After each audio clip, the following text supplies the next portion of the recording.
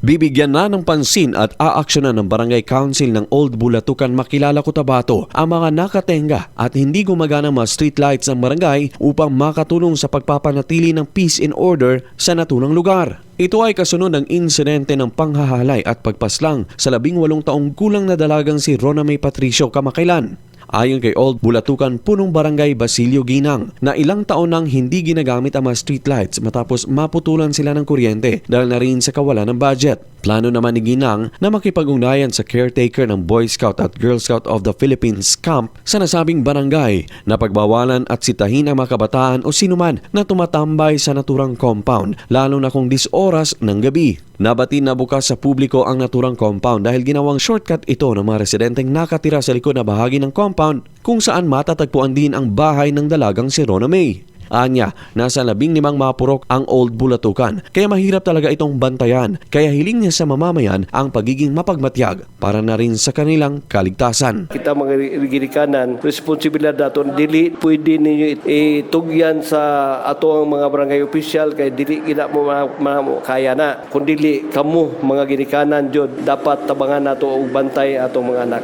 Luigi Alan Tutor, NDBC, Bida Balita.